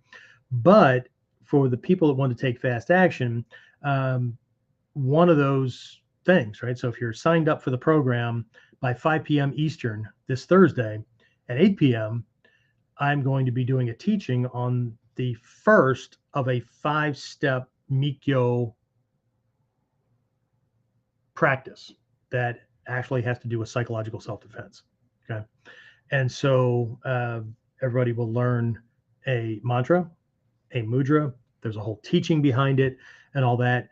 And it is a one-time, and it's only this is the only time I've ever taught this outside of my inner circle, my private Mikyo students. And it's the first phase of our first step of a 5, or first part of a 5-part kind of thing. Never taught this before. And I'm only doing it for folks that are on this program. After that, I may teach it down the line as a program in and of itself, but this will give those folks who are seriously interested in that kind of thing a serious head start on kind of understanding what Mikyo practice is like and how that's different from what other people are doing. Anyway, that's all I have to say about that, because I'm not here to do sales or whatever. Okay, so I do want to I'm going to jump off the Yappy-Dog thing here, and I want to take a look at a couple of quotes, because I want to talk about, because we're on this idea of speech, right? There are a couple of bullshit quotes that are floating around, right? People misusing their power of speech. And one, they're just regurgitating, they're just repeating or echoing back shit that they heard somebody else say. Sounded good, right? So they're just going to say it because it sounded cool, right? Or it makes them sound like they know something. But generally speaking, the way these things are understood is they're either knocking somebody else, putting somebody else down. What did we just cover? Malicious, harsh, whatever. But what they actually mean has been lost. Okay. And if we actually knew what was being pointed to, one, we would be very mindful about how we say and when we say them.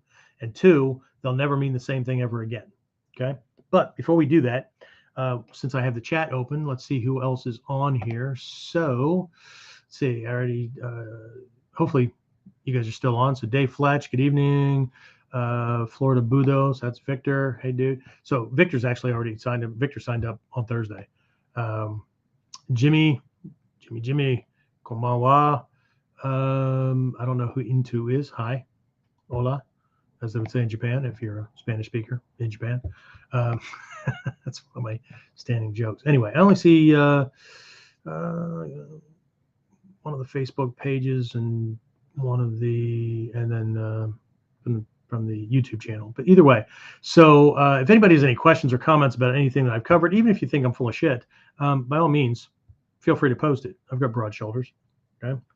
And I'll teach you about anything that I don't have direct experience about. So no conjecture here, right? And no scattered frivolous speech. We get on these things. I'm teaching these things for a reason. And if you're getting benefit from it, great.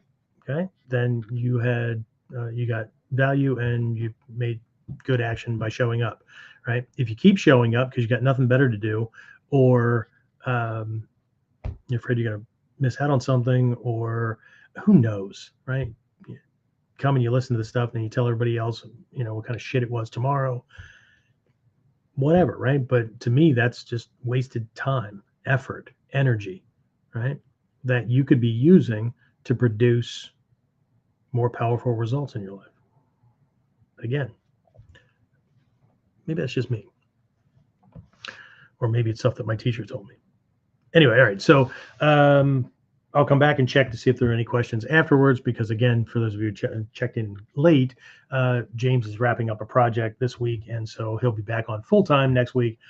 But I am host and chief cook and bottle washer and producer and all that kind of stuff. Okay, so here's one for you, right? Those who know do not say, those who say do not know, right? People will often use that as a slander toward people who are teaching, right? Like, if you really knew, dude, you wouldn't say anything. Interesting. I just got this weird message on my computer, but I hope that my power supply is not dying. Let's see. Are we charging now? Okay. Well, I don't know what. Hopefully, if everything goes black, well, unless a plane flies into my home office here and smashes into my face and takes everything else out, then it was my power supply dying. Anyway, so this is kind of goes along with the one that's those who can do and those who can't teach. Okay. So let's take the first one, right? Those who know do not say, those who say do not know. Okay. What this has to do with is communication, right? Right speech. But what it has to do with is understanding what can be explained and what cannot be explained. Okay. So in Mikyo, right, truth is divided into kind of three different places. Okay. A lot of people like to talk about their personal truth and whatnot, but again, the practice is about getting our personal truth. I'm making air quotes for the audio guys. Opinions, views, beliefs, or whatever, as closely to be in line as closely as possible to ultimate truth. You'll know that that's happening because, like, the shit and the grating that life produces, when we're out of sync with it, diminishes. Now, a certain pain you can't make go away because we will age, we get ill, right?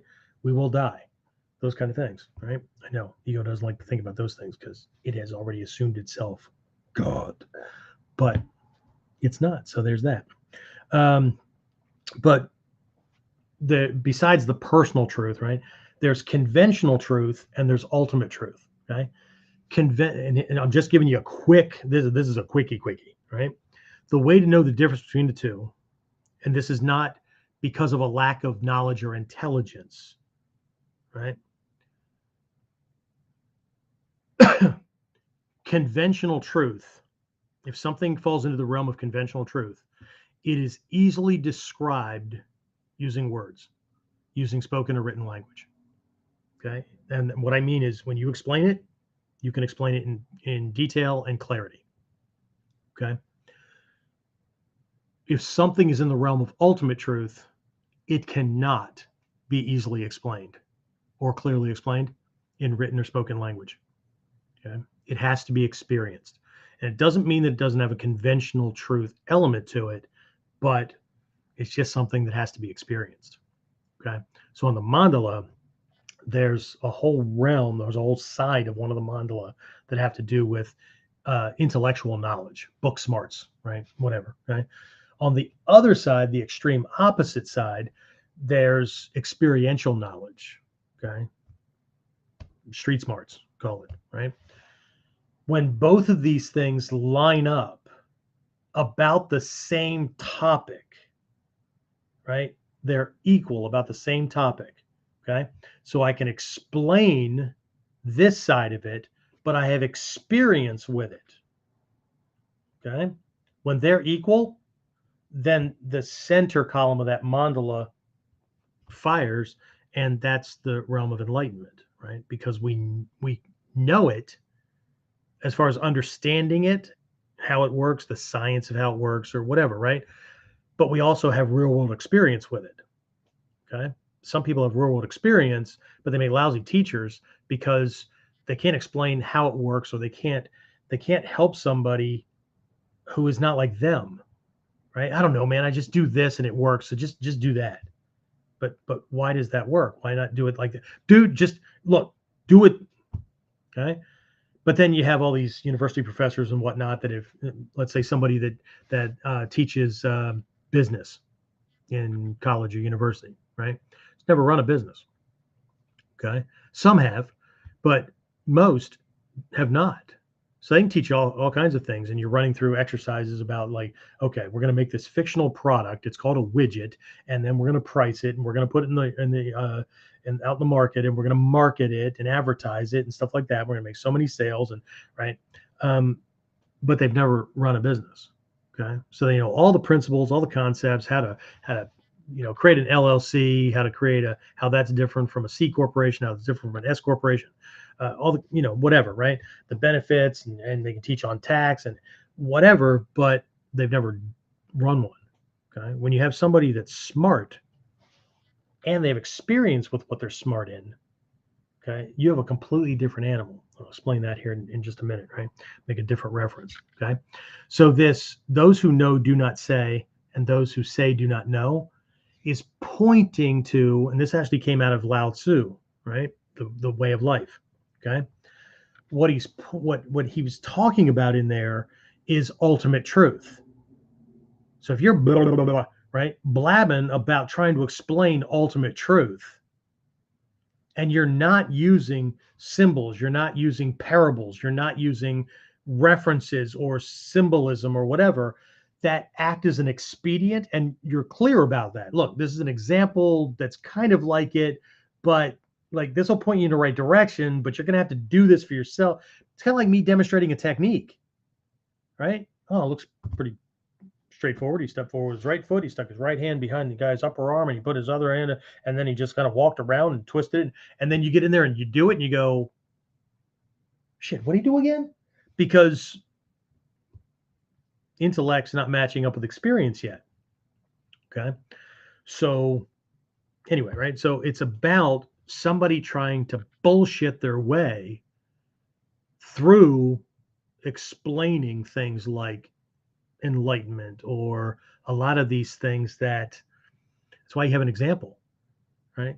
A kata is an example of a fight potential and options given certain variables, right? Well, why do I have to learn it? Because there's a shit ton of lessons buried in there that we learn the form so that you can duplicate it, and then you can tune your mind to certain aspects of it to recognize it. But you're not going to fight with the kata. The kata is not the fight. The dojo is not the fight environment, right? So there's lots of different training methodologies that we have to use that will allow us to hint at and get experience with pieces of a fight if you've never been in one. Okay. And I say fight because people keep saying, well, that a fat old bald guy, it's obvious he's never been in a street fight. I've been in a couple. Okay. But let's not confuse a street fight with being a federal cop or an undercover guy or whatever who has to take out a fucking terrorist, right? Or wrestle down a trained killer with an extra 5 or 10 pounds of gear on him, including a 3 or 4 pound sidearm, that if this jackwagon gets a hold of it, the least of my concerns is him shooting me. What's he going to do with it after he takes it? or any other thing that's on my utility belt, right? Not Batman's utility belt, but you get the idea, right? So, yeah, I'm okay with you thinking that I've never been in street fights, okay? Because not understanding what I'm teaching from the perspective that I'm teaching and the considerations that I'm telling somebody who's training for street survival. Bad shit, not two assholes who need to be right deciding to duke it out so one can have bragging rights and the other one can shut the hell up. Not the same. Or who's going to leave the ring after 3 or 5 2-minute rounds or 5-minute rounds or whatever with a belt, a trophy, a check, the girl. What? Not the same. Not the same. Okay. But again, the yappy dogs need to say something because it reinforces who they need to be. What they don't understand is that the big dogs listen to what they're saying and know what's going on behind the words, what's going on behind the barking. Big dogs can recognize big dogs. They sit around having a good time or chat or whatever. Nobody talks about their fight conquest. Nobody talks about whose teeth they punched in last week, whatever. It's kind of like lawyers sitting around. Unless they're in court, don't talk about law. I'm off, dude. Okay. So anyway, right? So it's not about shutting down a teacher. Oh, you and again, that leads over to the teacher, right? Those who can do, those who can't teach. Well, then explain to me this guy who just passed away not too long ago. Was he 91, 99, something like that, right? His name was Nick, I'm going to butcher this, Bollettieri. He was a world-renowned tennis coach, right? He started one of the first tennis camps, I guess, right? Or these, not a resort, right? It's an academy where people want to be tennis pros go to, right? This guy did tennis in college for one season, but spent the rest of his life being one of the most highly paid and highly respected tennis coaches who produced world champions. How the fuck is that possible? Well, it's possible because he wasn't paid to teach tennis. He hired coaches who could help you make your serve better or your stance better or your backhand better or whatever, right? His key was the mental game, getting you to see yourself as something that was far beyond just being a tennis champion. That's what he got paid for. That's why he was famous. But what was he known as? He was known as one of the top tennis coaches, or produced the most tennis champions or whatever in the world in his bunch of decades career, right? Except that he didn't teach tennis very well, right? He didn't play very well. Right? The people that go on, like the ones that post on my videos, right? I can't take you seriously if you're not doing things at speed. Dude, you've obviously never fucking done things at speed. The stuff that I'm showing, parts of people's bodies snap. This is not knocking somebody out for bragging rights, okay? Or I can't take you seriously because of your gut. Well, it's a good thing that the multimillionaire professional athletes in basketball, football, or whatever don't hold their coaches to the same standard. Because I'm betting they could run circles around or pass or tackle or whatever. Their coaches, right? But that's not what they have their coaches for. The coaches are good at strategy. Their coaches are good at being able to teach them how to dominate a thing, right? The coach is good at being able to dissect the other team's strategies and things like that, right? The head coach gets paid to unify and motivate and educate and whatnot the team. But what does the coach have? He has a coaching staff that are part motivator, part educator, right? That guy, right? He's taking control of the extra point kicking team. This guy over here is doing whatever, right? So again, it really, what people have is a snapshot image of perfection to them. So if you're not impressing me based on my conditions, and in the martial arts world, self-defense world, oh, people are so jacked and wrapped around physical image, okay, that I wouldn't be surprised if most of these guys, if they heard about somebody becoming crippled, right, losing a leg or something, that they didn't use words like this. Oh man, dude, I ever lose an arm or a leg, just fucking kill me, because it's all about image, right? Everything is wrapped around what they look like, because they need to be the impressive one in the room. They need to be the Adonis in the room. They need to be whatever, right? So they knock the smart guy because, well, I'll kick his ass, right? They knock the compassionate guy. Well, you're just a freaking pussy. Whatever, right? It's just not okay. Again, in the first 7 steps path or program, right? We're going to be going over this set of 5 parts of a human, right? That we can identify, because if you can identify it and prove with evidence that it exists, and you understand the functions that are there, then you can work with them. You can hone them. Okay. So hint, we're not going to be talking about soul. Doesn't mean you don't have one. Okay. It means that you can't work with it conventionally. Okay. Because it's you, the core of you. Okay? And in different areas, different religions, or whatever, it's either this fixed thing, or it's the product of these other things haphazardly working together, or hopefully synergistically working together, right? So anyway, in the dojo, right? Speaking of the fight thing, right? In one of my teachers' dojos, we used to differentiate between and be very, very clear about the difference between the high school bar fight mentality, call it street fight, call it whatever you want, that kind of thing, right? And the warrior dealing with killers mentality. Okay. In one case, you could get hurt, you could die, you could whatever. Okay. You could also go to jail. In the other case, if you screw this up, your family may better look good in black because you're dying, right? Or somebody that you care about dies because you didn't or couldn't act. The consequences are completely different, right? But I'm not here to talk about consequences. Let's tie these things together I was just talking about with the types of teachers, okay? We're just going to look at 3 different types.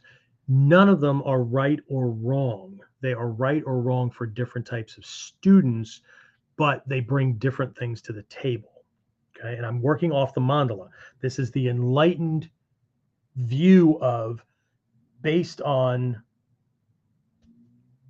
almost 3,000 years, not counting the pre stuff that came in, right? Especially with the Mikyo stuff. This stuff goes, so on the Buddhism side, we're going back 2,500 plus years just from Siddhartha Gautama's time, right? His 40 plus year teaching thing. But once Mikyo kicked in, and they brought in a lot of other stuff that could really enhance things and bring it up, and was based on the same ideas, but they predated the Brahmanic stuff that Buddhism was a reformation to, right? So we're going back to the Vedas, to the Upanishads, that kind of stuff, right? Way back, we're thousands, right? Thousands of years of people producing results with this stuff. So what I'm talking about here is taking a look at the intellect side, knowledge side, right? I know how to do this thing, right? The experiential side, and where those two come together, and not just overlap. It's not an overlap; they bleed into each other, right? So again, for those of you on audio only, that clap was me bringing my hands together, one being one side, one being the other, and then bringing them together. So anyway, so let me just very, very quickly describe 3 different types of teachers, and then I'll take some questions, and then we'll wrap this up. Okay. All right. So one is somebody who has gone through a martial arts or self-defense program, right? And learned the lessons. They got their certification, they got their belts, whatever, right? But they've never been in a real knockdown, drag out kind of thing. And I don't care if it was for survival or fist fight or whatever. Okay. And they got into it for whatever. Okay. This person knows the art. They know the lessons. They know the techniques. Cool stuff. Fantastic. Right. Okay. So that's the perspective they're going to teach from. Okay. If they're coming at it from any base of integrity, respect, whatever, they're going to admit, look, my only experience was maybe in a tournament ring or whatever, but that's all I'm basing this stuff off of. Or, you know what, I learned all this stuff and it's worked in the dojo and we sparred and stuff like that, but I've never faced somebody that if I screwed this up, I was going to die. Okay. So as long as they're clear, the student knows what they're getting, no harm, no foul. Okay. On the other side, right, we've got military or street guys or whatever, right? Got into a shit ton of fights growing up, whatever, right? No formal training, no formal techniques. I would even throw a lot of MMA guys and stuff like that into the mix because a lot of their training is intuitive. I'm not knocking anybody. It's a very experiential, intuitive learning. It's not that they don't learn little clinches and how to do this or that or whatever, but for the most part, there are no kata. There's no structure. There are no kind of things, right? There are these like little snapshots in time, but you got to find it and figure it out on the fly. Okay. But by and large, the big thing I'm talking about are the guys that have like, they were a boxer in the Navy or they did this or they whatever, right? And so, somebody, I've had lots of students that have come to me that was like when I was growing up as a teenager, right? My dad had a friend who, a guy was a biker, he was whatever. So that's who I learned from. Okay. So guys got lots of experience, right? Great. Okay. So you're going to learn based on how, and he's going to teach you more intuitively and stuff. Okay. So he has street knowledge. Okay. Or let's kind of bring them together a little bit over on that street smart kind of thing, right? So we've got an instructor who has learned the lessons, learned the skills, got the belt, whatever, right? And they've been in fights, lots of fights. Okay, it could have been the ring, could have been on the street, whatever, but they've never used what they're teaching specifically, right? Because if you look at tournament fights, okay, the fighter has pulled one or two punches that they like or that they're really good at from the entire system that they learned. They pull a kick or two, they pull a lock or two, whatever. And so they become really, really good at this handful of things, but they're certainly not they're not using 95, 98% of everything that was a part of that training program. Okay. They just, I like this. I'm good with these. And so whatever, that's what they lead with. Okay.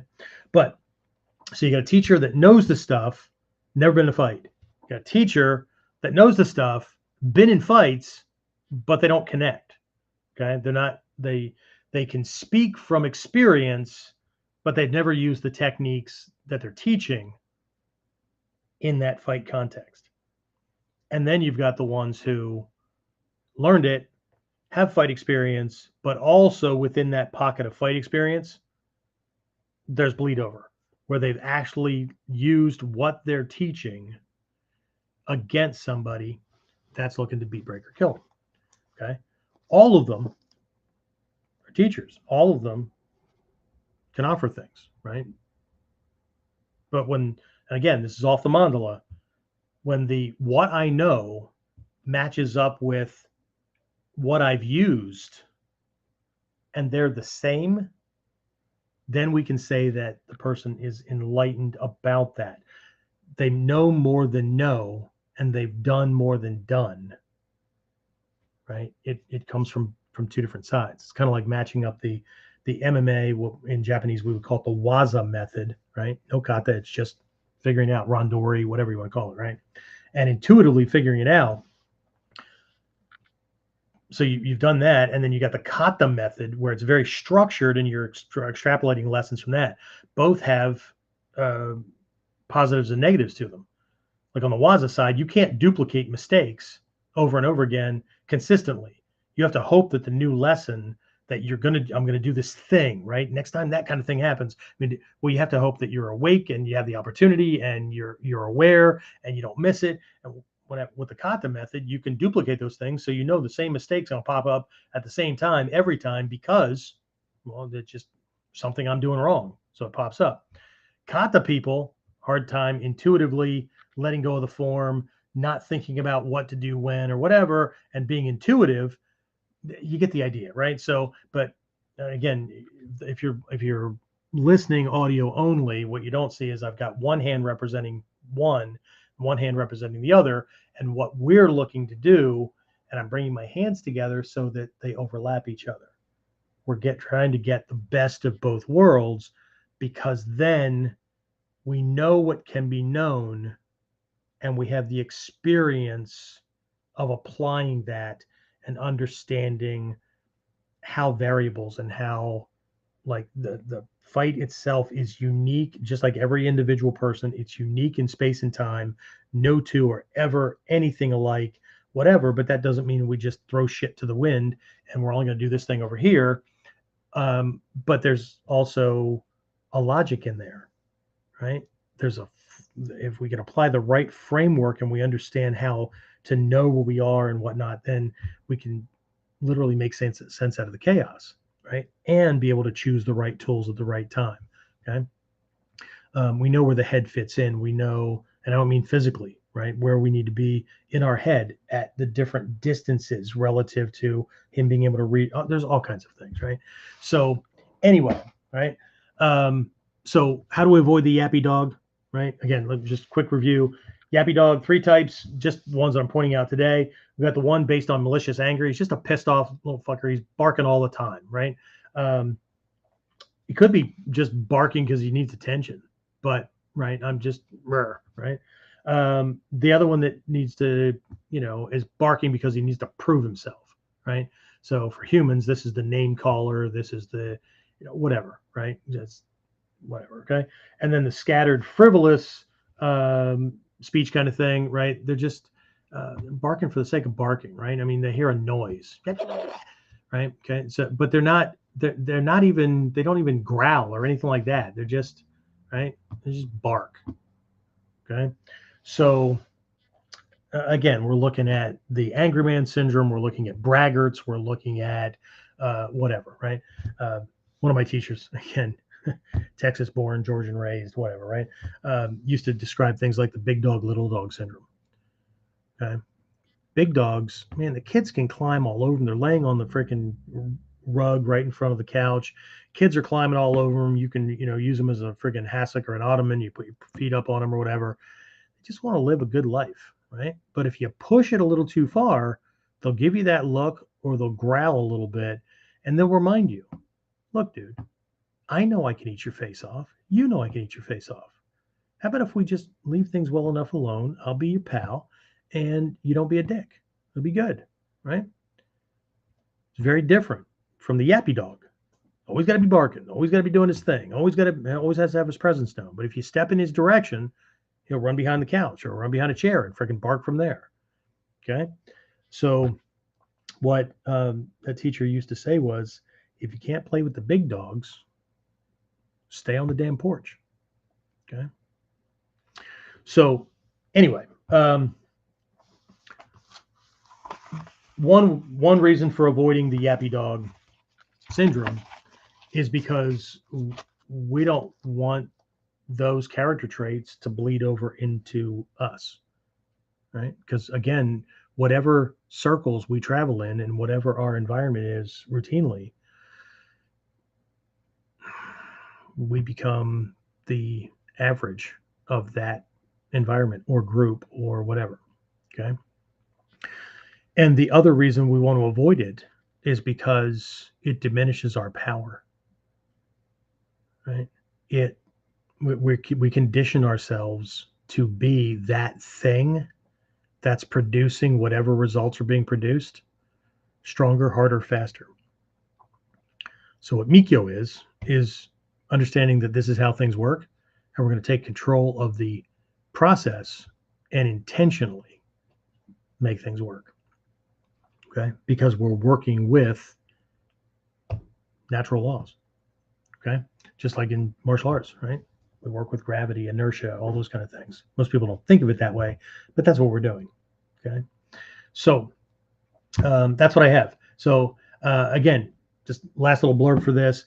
We're not formally starting the first 7 steps program until after I get back from vacation. So we're looking at not this week, not next week. So in 2 weeks, right? There'll be Thursday nights, 8 p.m. Eastern. Everything's recorded. So if you miss something, you can always make it up. Love to have you on board if this is something that you're interested in. But, okay, while you have all that time to sign up, and if you go to the information page, I'll put it on in the chat again if you need it. If you go to the information page, you'll see that I have like 3 different payment options and whatnot. So just in case that's an issue these days, but you can jump into that. And but those who sign up by 5 p.m. Eastern this Thursday get that special Mikyo training that I'm only doing for people that are signed up between now and then. At 5 p.m., the doors close on that. There's 3 bonuses that are in. You'll see it at the bottom of everything that you get after the long listing of all the classes that are involved, right? This is going to take us into mid-January for that tuition rate that's listed there, right? You're getting live coaching and email coaching, and just the guys who went through the Sanju Shishidoban program know how intensive that kind of stuff is. And that wasn't even designed for anybody that really wanted to do Mikyo. It was just kind of dipping your toe in the water, and the sound of crickets came out. So anyway, but that's that. I'd love to have you on board, but I'm not a used car salesman, so I'm not pushing anybody anywhere. I was just telling, I think I told him on Thursday, right? This philosophy is not a proselytizing religion or whatever. What that means is we don't go up to doors and go, dunk, dunk, dunk, Buddha saves. That's not this, right? You either want it or you don't. You're either seeking it, truth or whatever, or you're not. Okay. If you could drop labels and brand names and all that kind of stuff, that'd be great, because they get in the way. Buddhism, Buddhist, Eastern philosophy, whatever, all that shit muddies the water. Okay. Which is why only in the West do you hear words like that. The rest of the world that engages in this kind of study and practice and whatever it is, right, just says that they're seekers of the Dharma, or they're studying the Dharma. And Dharma means truth, not a dogmatic thing. Okay. Anyway, all right. So I did see a couple of comments and whatnot. So let me throw this thing up there. Let's see very quickly here. Florida Buddha says, it seems as though tearing down people is common evil. I would absolutely agree. There is actually an old, well, he's long since dead, right? But there's this emperor from ancient India. His name was Ashoka. He was a convert to Buddhism later in his life and whatnot. But he so believed in the evil of those ways, right, that if you had to knock other people down to elevate yourself, that you were already worse than them. And he believed that so strongly that his law included that as a crime punishable by death. And it was put on all roadstones at the entrance to his kingdom. All roads leading into his kingdom had this roadstone that had that thing. Okay. That it was an absolute crime punishable by death, that if you were engaged in, could be for religion, whatever, but if you had to knock other people down to elevate yourself, then you were already beneath the person you were trying to knock down. And now, again, ancient India, right, they believed in reincarnation. So they were going to give you the ultimate cosmic do-over. I don't know if that's true or not.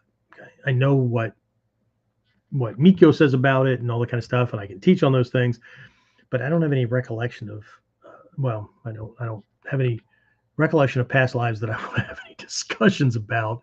But it is what it is, right? So, but yeah, that is absolutely right, and that's one of the activities of little people, right?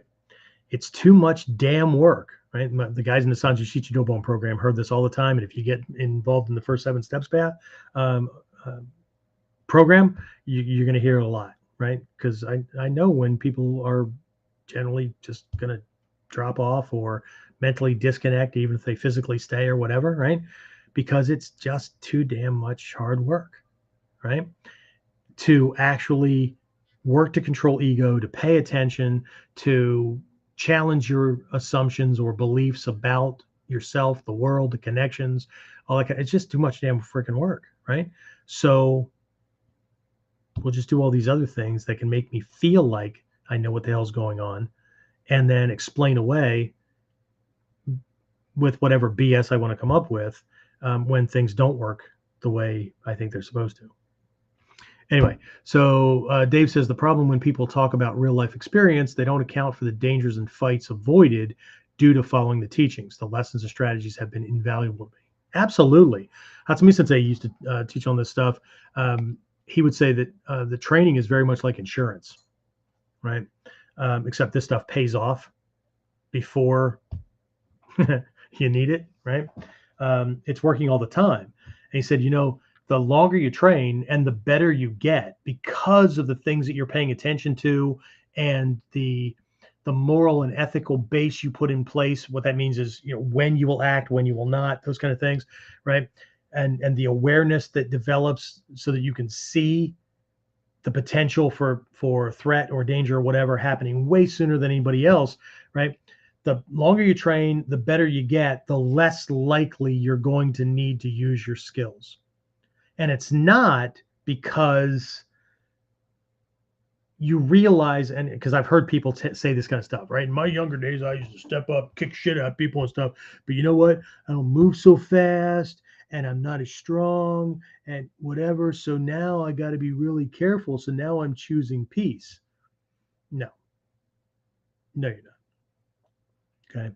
You've recognized that you've lost the edge you used to have. So now, right, you're doing the same thing that tough guys who have only ever been in fair fights, that means the other guy's fighting the same way I am, and I'm pretty sure we're not going to kill each other, right?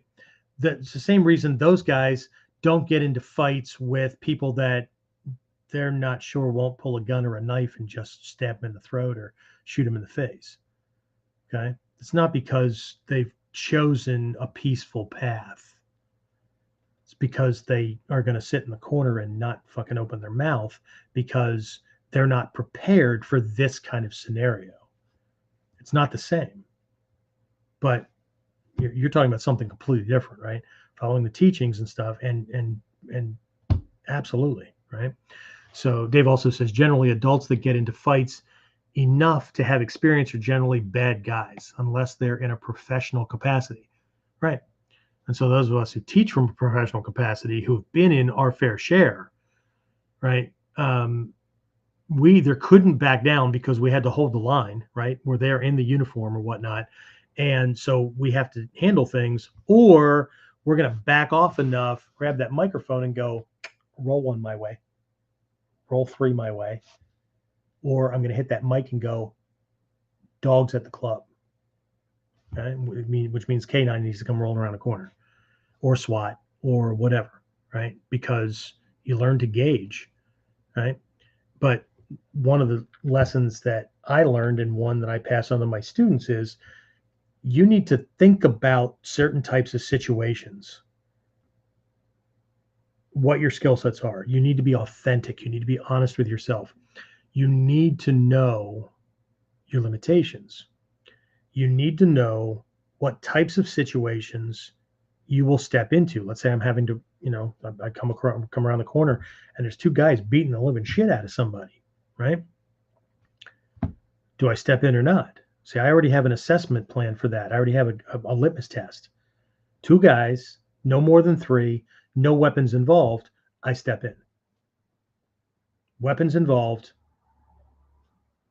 I don't care if it's one, weapons involved or whatever, I find a place where I can observe, because my best ability in that situation as a warrior to still be able to help is to be a good witness, to be able to explain things as clearly as possible as to what I witnessed. Unless there are certain elements, organizations, and groups that, now if I'm on vacation, whatever, maybe. But see, I can't look over my shoulder and the shoulders of all my family for the rest of our lives. Which also means that I have assessments in place that if somebody threatens me, they're weak, but threaten me that they're going to make a phone call and I'll be looking over my shoulder for the rest of my life, I'll take my chance getting out of your house after I whack your ass, because you're not making a phone call. Because what you just told me is I have no choice but to worry about you or your goons. Yeah, no. Okay. So, but I don't think people do that. I think people collect their techniques. They develop whatever sense of confidence they have with those things. They are very vague about the kind of situations they could find themselves in outside of I'm kicking his ass, which is why we teach about the 3 different attackers. Right? If you're in our Foundations of Ninja Self-Defense program, which is our module 1 in our first degree black belt series, that's one of the personal development lessons in the first week or 3 in there. Anyway, so let's see. Victor says, oh, why is this not scrolling far enough? I was told that I will eventually reach a point that aggressors will ignore or avoid you. Absolutely. In the scrolls, both on the Mikyo side and on the Nijutsu side, same. Anyway, in the highest levels, not only are you seeking to attain the state of Shinshin Shingon, which is the mind and eyes of God. That does not mean that you become God. That means that you're able to see clearly reality, right? But there is also the aspect of becoming invisible in the eyes of the enemy. That does not mean that they can't see you. What that means is in plain sight, they're looking at you, but they don't perceive a threat. One of my favorite lines from the first Born Identity movie with Matt Damon, because the books are nothing like it, was when he still had amnesia, met that girl. They were in a diner, and he said, I have no idea what my name is, anything like that, but I do know, and he goes around the room, like, I know that I can run this far flat out without being out of breath. I know this. I know that the middle-aged guy over there with the pot belly, right, can handle himself. I know, and he just goes around the room and stuff like that because he can wreck, right? So, but to do that, to do this whole ignore you, invisible, that kind of thing, right? We have to understand how Henso Jutsu and all those kind of things play into, and all these other ninja skills that by and large aren't being taught anymore. People are reading about them, people are talking about them, but nobody's doing ninjutsu. I know they're using the word. Okay. But as long as we're only doing a mere shadow of what has been passed down, it's going to be really, really difficult to get to that. But you're right. But here's the question. Are we just going to get to an age that aggressors will ignore or avoid you? Or do we get to a level of proficiency in more than just fight skills where they will ignore or avoid me? Because I don't want them to avoid me like the tough guy wants them to avoid, right? Won't mess with me. I'll kick his ass. Yeah, he can shoot you in the face from across the street, dude. Shut the hell up. See, that's one problem that the Yappy-Dog has. They have no idea when to shut the hell up. I actually considered, when I was putting this episode together, calling it the subtle art of shutting the fuck up. But I didn't think that would go as far. So anyway, that's it. I posted. I'm going to post the link to the program one more time. Like I said, if you have any questions, you can always shoot me an email, whatever. But I've got small handful of people at the moment. But like I said, the fast action bonuses are done on Thursday. The people that are in that class, great. There's 2 other bonuses that they're getting. And then it doesn't mean that, enrollments won't still be open, but there are certain bonuses that are going to be pulled down. And then everybody will have until, I think, the day before we go live, which I think, let me look at my schedule here, my calendar. It should be on the page. It may say the 24th, but that doesn't match up. I think there's an error on the page. So we actually have our first class in the first 7 steps program on Thursday, September 14th, 8 p.m. Eastern. Okay. So that's it. That's what I got. So James says, thanks. You're welcome. Absolutely. Thank you. Thank you. Thank you. All right. You guys are absolutely welcome. I will see you next time on KUDEN.